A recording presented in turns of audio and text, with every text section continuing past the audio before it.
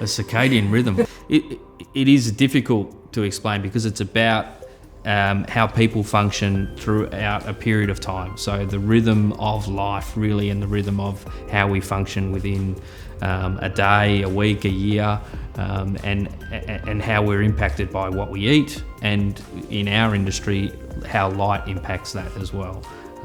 So circadian rhythms, from our perspective, is when you wake up, that you feel refreshed, when you work, when you go throughout the day, that you're awake, that you're alert, that you exercise, that you do all of those things during the day, and then as you enter into the nighttime, that you get sleepy and you go to sleep and you sleep well.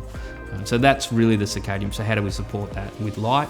So I think talking about circadian rhythms and in the context of lighting design, it's as you say, it's a sort of a murky zone. But I do know that the sort of light that we're exposed to does change how we feel throughout a day. So whether we feel relaxed in the morning and evening, and if we're feeling vibrant at the right times of day.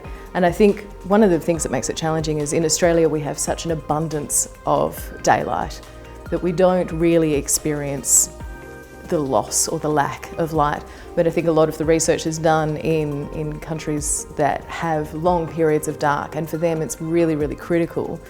And it's an exposure to brightness as much as anything, to sort of reset yourself and to make yourself feel good. So because I'm a little dubious of things I like to do, experiments. So we did self-experiment, right, where we put all of our lights in our house on a timer, and at about 8:30 at night, because we're party animals, right? So about 8:30 at night, it goes much dimmer. And then when we're ready for bed, the lights basically turn off. And every now and then, because I meddle with things, I mess with the timer.